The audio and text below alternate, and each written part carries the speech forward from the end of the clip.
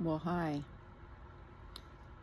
Forgive the shaky camera, please. I'm in a weird position and I don't want to move because Egg is here on my lap. You're so cute, Egg. Oh my god. I love this cat so much, and I don't want her to leave my lap. And I was gonna run inside and dunk my face in some ice water to like wake up more and get rid of the puffy eyes, and I guess my priority is her. Anyway, how can I hold this thing better? Hold, please. All right. So I'm sitting here looking at these active learning questions and honestly really glad that I'm doing this, because I'm like, this is the help I need. And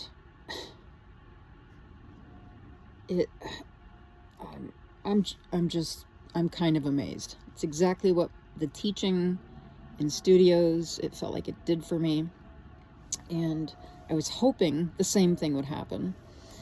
And I'm looking at number 2 in the active learning questions. This is not the weekly content. This is the main monthly theme. And it says, consider a time when agitation or impatience led you to move away from something difficult rather than face it.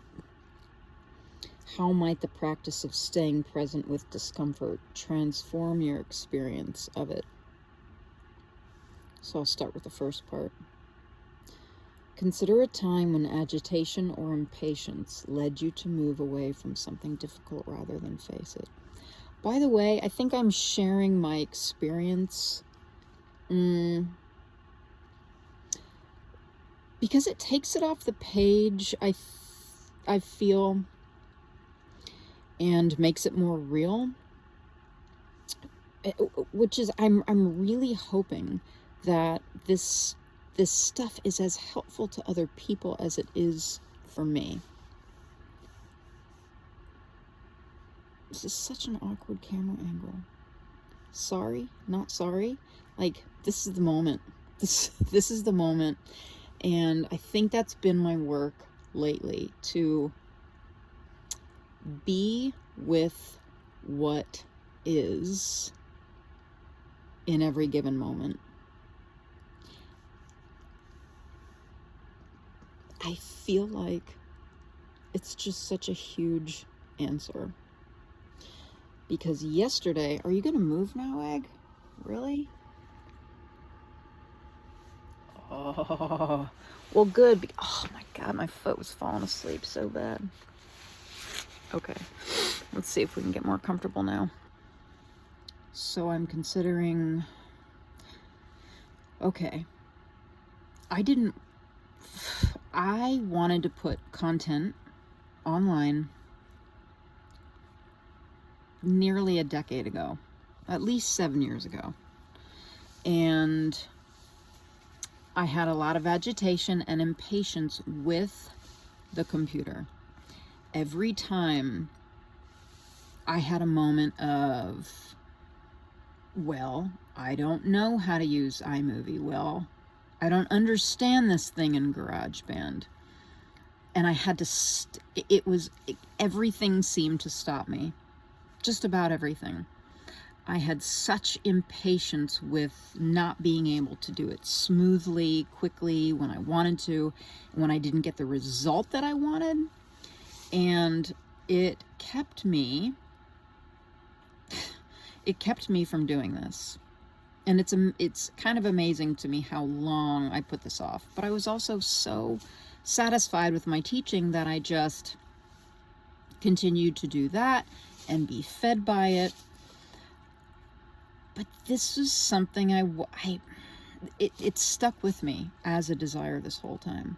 So it looks like I'm actually facing it right now.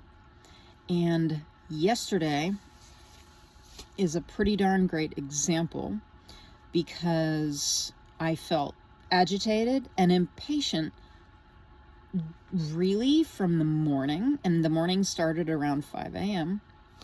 until late in the evening to when I was lying down to go to sleep.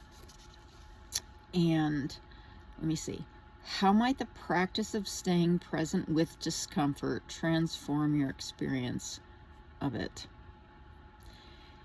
I feel like yesterday perfectly illustrates this. Number one, it started right away, y'all.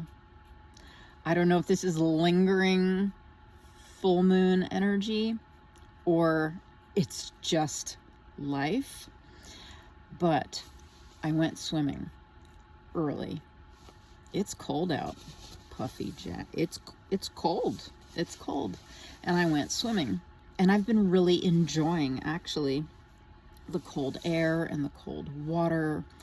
The day before, I had this, oh my God, I was having spontaneous moments of real, it was either happiness or joy. Like I was standing in HEB. This was not yesterday. This was the day before. And I don't even know, out of nowhere, I just had tears in my eyes with happiness. And I didn't want to be in the HEB.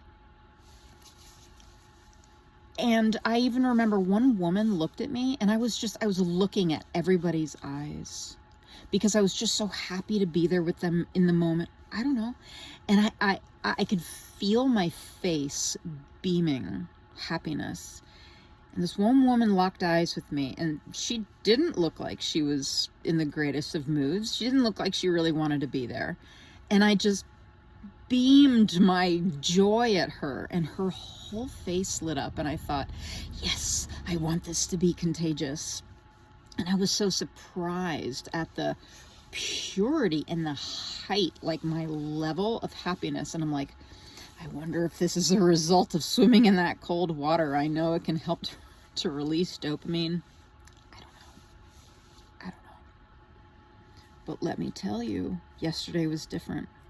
I went in that cold water, and there was something about the moment. I think I was swimming pretty hard because I was like, I really need to generate some internal heat because I'm noticing the cold in an unpleasant way today. And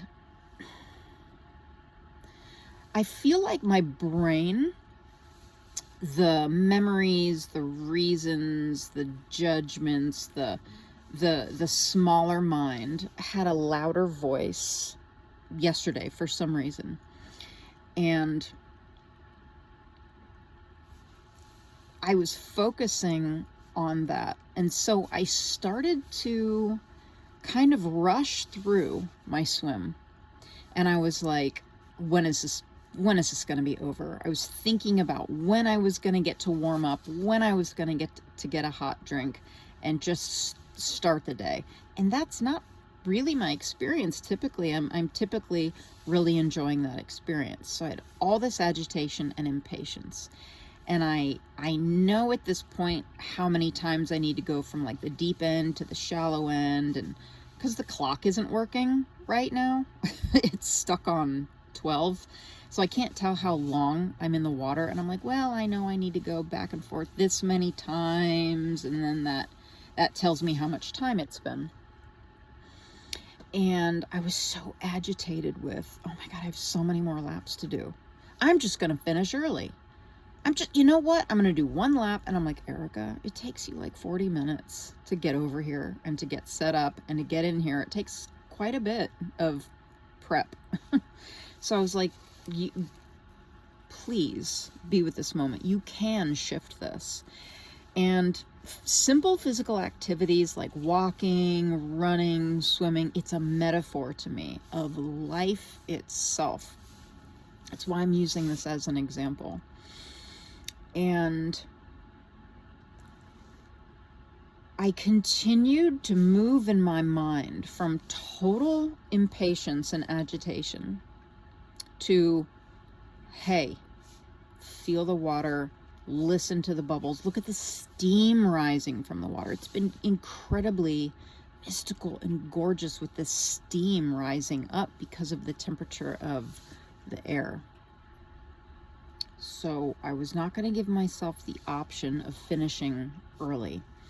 I had just had a conversation with somebody previously about finishing tasks, because I have an old habit that I actually worked through with a therapist, because I would start opening my mail, wouldn't finish it. I would start cleaning dishes, would leave dishes in the sink. There was just something about not finishing tasks. And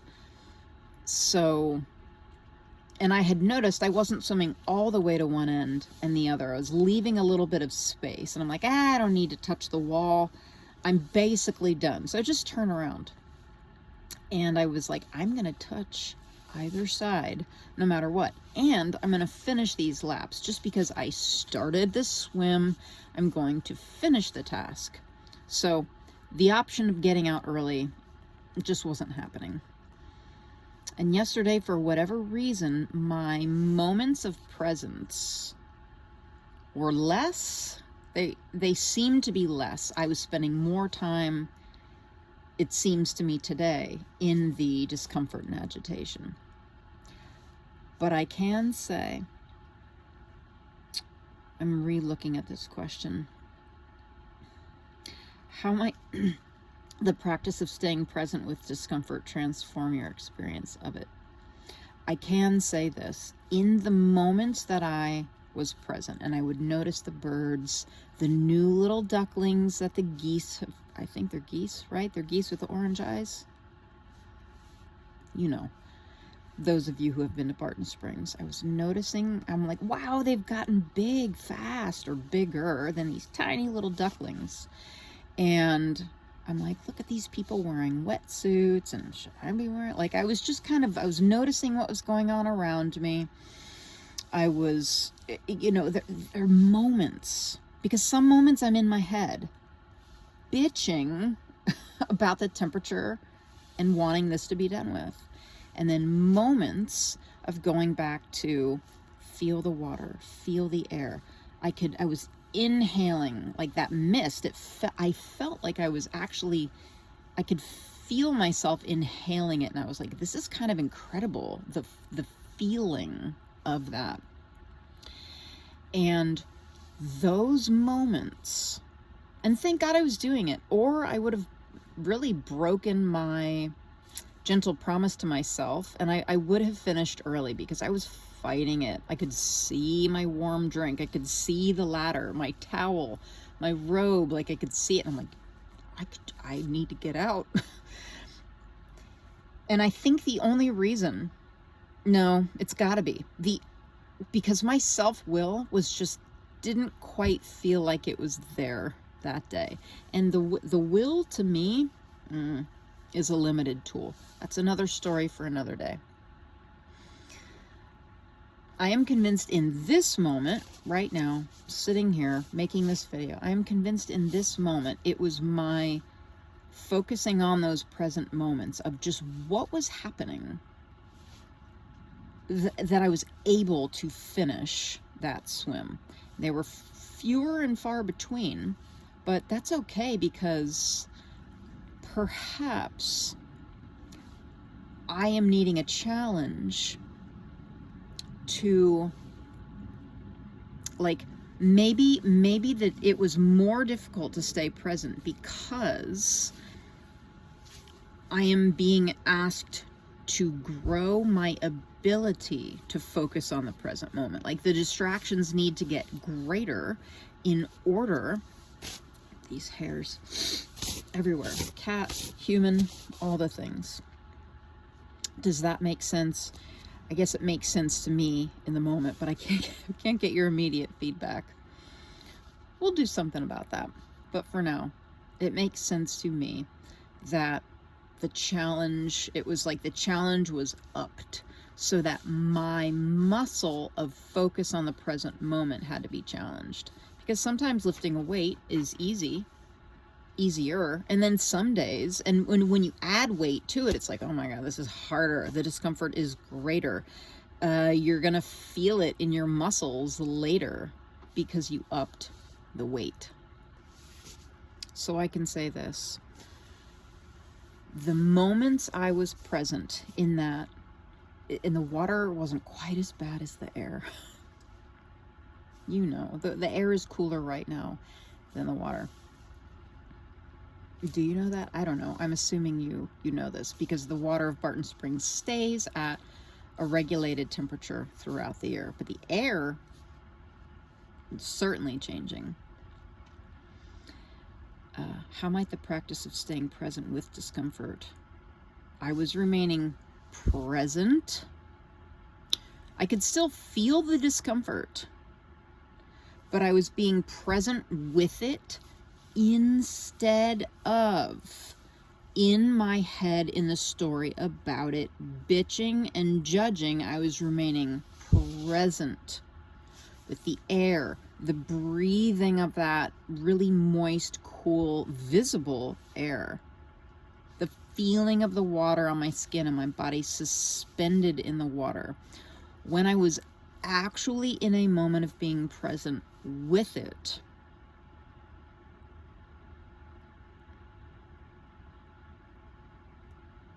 and even though they were fewer and further between yesterday, those were enjoyable moments.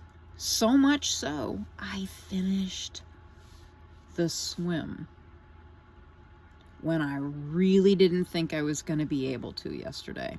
I did the whole thing. I touched both sides, shallow end, deep end.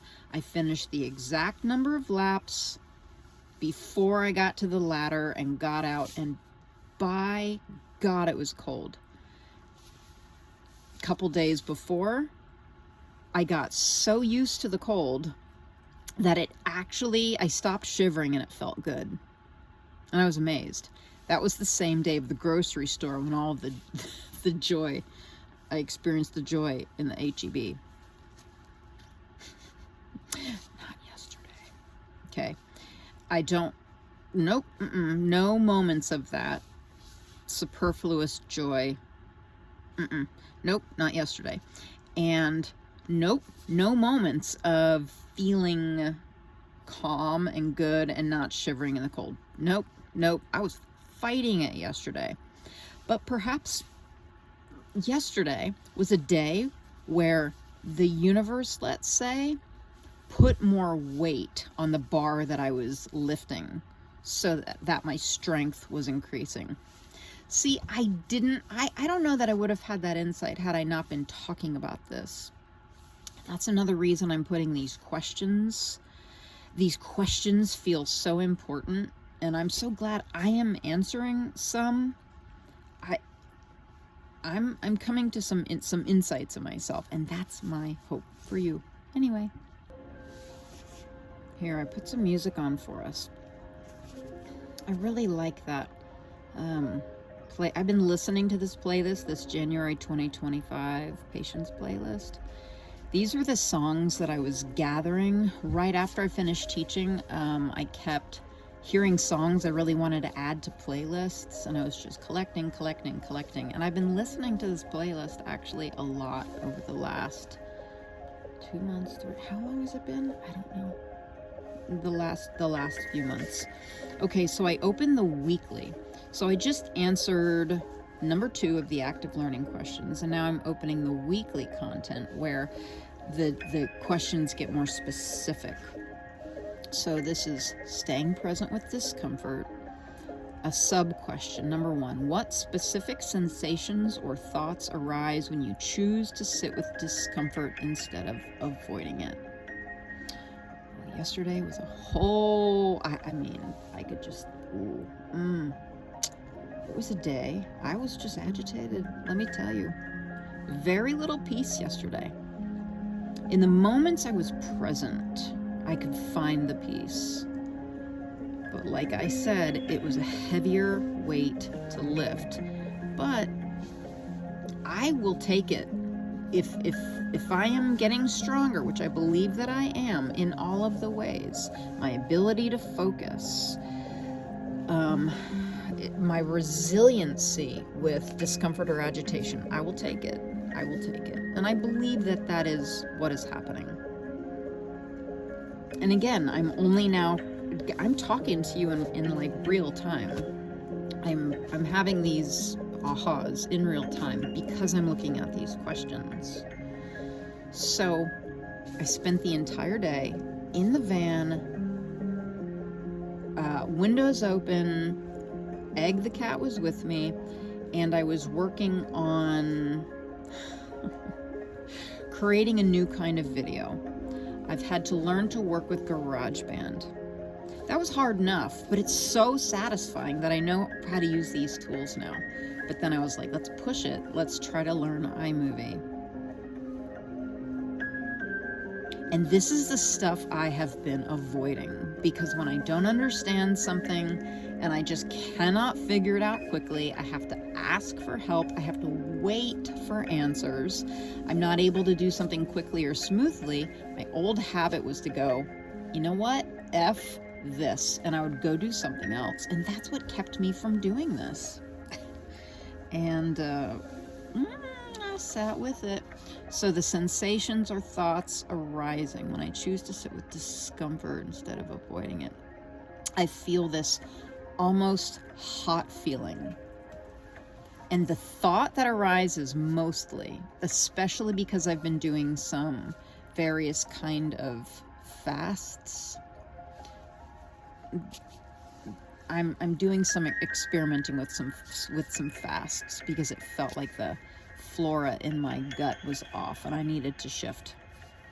That's besides the point. So one of the thoughts that came up often was, I'm just, you know what? I'm going to eat, because I was hungry. I was up early. I swam, but I was only going to eat one meal. And so that distraction was off the table. So that one kept coming up, especially because I was hungry. I could feel it. And I was like, well, I'm just going to eat something. And I'm like, nope, you can't. You ate your meal for the day. So that distraction was gone. So those thoughts were coming up, and I could tell. I'm like, are you hungry? Or are you just looking for a break from this feeling? And I was looking to get away from these feelings of discomfort, this hot, almost hot feeling. And this just, I wanted to yell. I wanted to scream. And so those are some things that were coming up for me. What else? Let me keep going. You know what? I feel like I'm going to save the best for last. So I'm going to answer number 2. Number 3. So these are 1, 2, 3. The sub questions of number 2. Staying present with discomfort. The deeper dive question. Because boy, did I learn something really important this week, and I'm excited that I get to share it. It's so gray out today. What is it? Friday? I wonder what each of you are doing when you're listening and what things are like. I see the wind. Oh, I just love being in this van. I hope you all have it really. You love your space. You're comfortable with your space. I don't know if it's the cancer in me that just needs their space to be right. I don't know. I would wager to say that's just a human thing. But I just love being in this space. Eggs in our litter box. I can see the leaves blowing around. I bet they're clicking against the sidewalk as they go, the dried leaves. I love that sound. Oh my God. Anyway, I guess this was a presence break, because I'm often doing that. That is one of my practices. It's because I can go on automatic pilot, and I think I could see automatic pilot in the eyes of the people in HEB. And let me tell you, when I was so crystal clear present and experiencing that moment of joy, I thought, oh my God, everybody looks. I mean, they could have been focused. I thought about that too. I'm like, they're just focused on their task at hand. But I'll tell you what, there was a sense of lifelessness in their eyes. Like this tired, rote, lifeless sort of quality, which I'm certain I have in my eyes at HEB or Whole Foods or Sprouts or Natural Growers or wherever it is I am at the time. I'm certain I look like that a lot. I just had a moment of bing, being so awake, and in my higher self, I could feel it, and I was like, God, I wish we were all here more of the time. It's happening though. We are waking up to that part of ourself. Okay, and number 3 will be quick to answer. I've kind of already answered it, so I will leave on this. And this feels like one of the more helpful. Jeez, I had a big aha. Okay. Last week I put a video from Martha Beck. She's a brilliant lady. She really is. I have a leaf on my hat. Look at that. God, I just want to keep diverting with stories, because this hat was in my dream, and it was the oddest thing, and I didn't remember my dream until I saw this hat in the camera. Like, these random people had the same hat. How aren't dreams bizarre? I digress. Okay, number 2. How might reframing discomfort as an ally rather than an enemy change the way you approach challenges? Leave it to Martha Beck to answer this. I'll make this brief, and I might even give you this podcast in case it's as helpful to you. Okay. So somebody had said to Martha Beck that one of their greatest fears was discomfort. They didn't want to feel pain in their body. They didn't want to feel tired. So like sleeplessness and that feeling of being tired or exhausted or just uncomfortable in their body was a fear. And I went, damn, me too. Big time. Martha is so brilliant. And she was saying, when a rock climber is climbing the side of a cliff, that's uncomfortable. Like the fingers on the rocks and the straining of the muscles, that is uncomfortable. At times painful. So is that a bad thing? To the rock climber, that is not a bad thing. They are, otherwise, why? They're doing it on purpose. I mean, they're climbing up that rock. And a lot of athletes are experiencing states of flow. One of the just best, most productive, most healthy, enriching activities that we can do as human beings is to get in a state of flow. And a lot of athletes get into states of flow. It's when you lose a sense of time, you're just so present in the moment.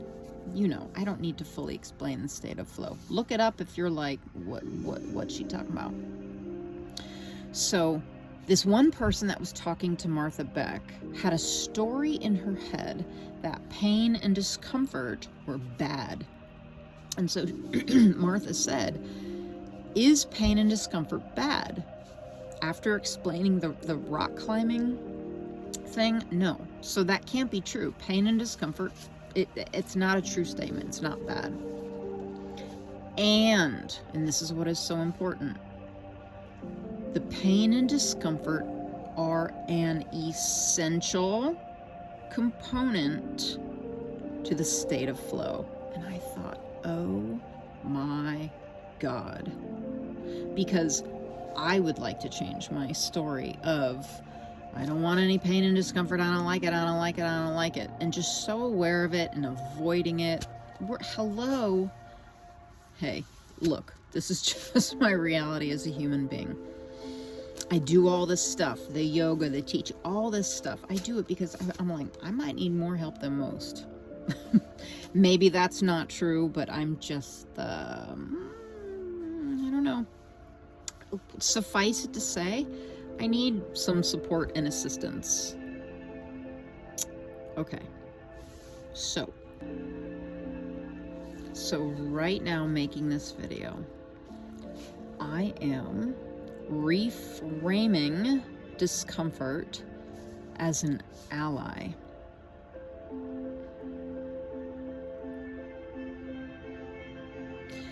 because the rock climber must in order to get into that state of flow. Yesterday was harder, but again, it was a heavier weight day. This is my aha because of these questions. I'm going to do this again today. The rock climber cannot be focused on the discomfort. And I hike and I do all these things, and really I'm super enjoying it because I am not focused in the moment on the pain. I am focused on the momentum. I'm focused on the other things, like the air that I'm taking in, because I'm taking these big steps and maybe moving up. It's like these good feelings are arising, the endorphins. I'm noticing how much more oxygen I get to take in, which feels better. And what else am I focused on? I'm focused on the view, like what I'm looking at when I'm hiking, let's say. And it's this, so overall, it's a really enjoyable experience for me, even though there's also pain and discomfort. So, from that metaphor, I am taking this into my day because I'm again getting on the computer to look at these. It's like a new challenge. It's like a hill that I'm about to climb. And I woke up, quite honestly, feeling a little intimidated about it because I was like, oh my dear God, I'm dealing with this iMovie and this stuff I don't understand again. And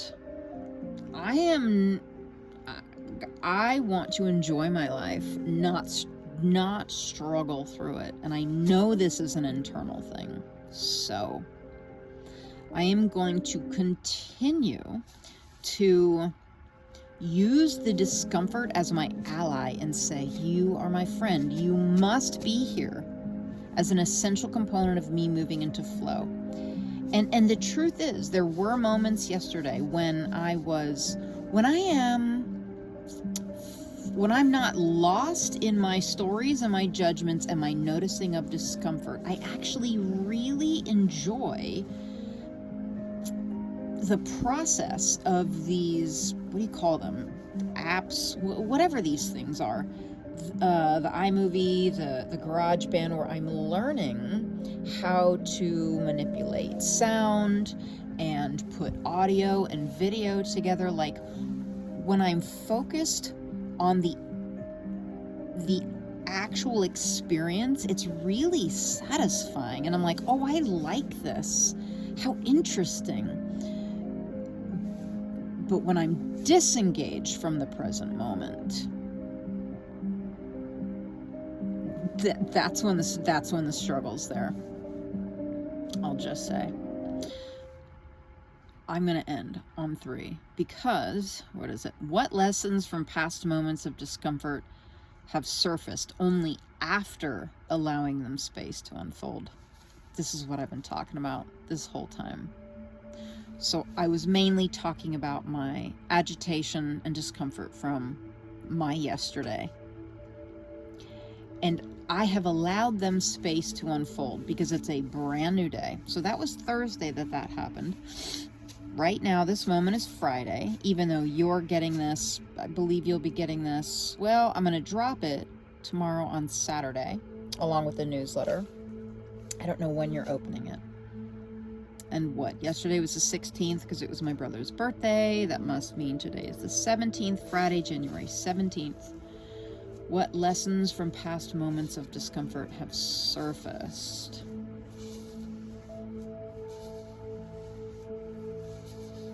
I mean, I feel like I've been talking about this the whole time, but oof, like a little bit of a vulnerable statement just arose. And I'm like, oh God, am I going to share that? Yeah, absolutely. I was so agitated yesterday, and I was stuck in traffic after because I stayed in the van really all day working on this, and I was down south where I'm staying, my house, where I'm living, well, right now, the house is up north, and I was stuck in so much traffic. God dang. Cat fur. I mean, the level of it was so high that, and I was bitching so much that I actually said out loud, what did I say? Because I texted it to a friend too. It was so much. Hang on, I need to think about this a moment. I remember. The text I had said to this dear friend was, embodiment is such a pain in the ass. And I meant it. Because that's how yesterday felt. And the thought I had was, like, I have moments in life where sometimes I'm like, I cannot stand this experience of life. I can't stand it. I don't like it. Why am I even here? I don't want to be here. I don't like life. And then there's moments where I'm like, oh my God, thank God I'm here. And it's the most magical thing. This is just how my insides work.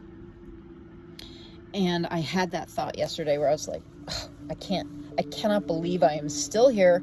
I am still consciousness in a human body, and this is awful. I hate this. And thank God I gave it space to unfold. Because I'll tell you what, I have friends that have left the planet because of those moments. It's like, it's that serious. And I actually understand that sentiment. I understand why, and this might be a weird statement, but hey, why people would want to exit. I just get it. I just do. I get it. But I allowed for space because it's a new day. What lessons from past moments of discomfort have surfaced? What lessons after allowing that?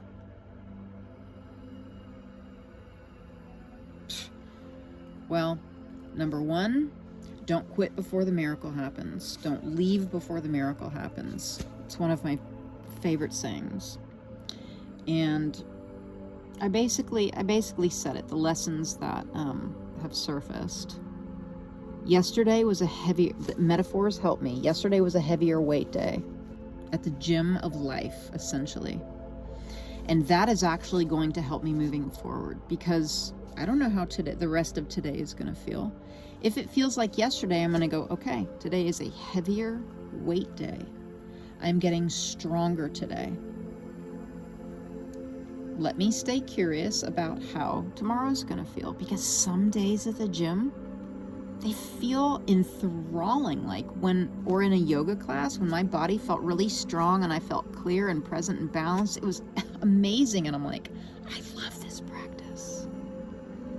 And then there's some days you're exhausted and everything hurts and you're like, oh my God, get me out of this class or the gym. So I am so grateful for the ahas and the reminders. And I'm going to welcome any of you to, if you have an aha to share, well, I would love for you to share it actually on the YouTube videos, because then other people can see it. I'm welcoming you to send them to me throughout the rest of January. Please do that. If you're having an aha or something because of this work, send it to me. I will respond. For the month of January. Let's just talk about January for now. And if it's really personal, yeah, just send it to me. If you feel so inclined to share it on a YouTube video because you feel like it would be of service to others, please go ahead and do that too. because maybe our ahas will help one another. Other people's ahas help me. That whole Martha Beck interview, oh my God, was that helping me? Big time. So that's my hope. Okay. I have gone on for 40 minutes now. I'm sorry. You're welcome. Is what it is. Okay. So here's your weekly. Hope it helps. I'll stay in touch. So look forward to hearing back from you all. I love you.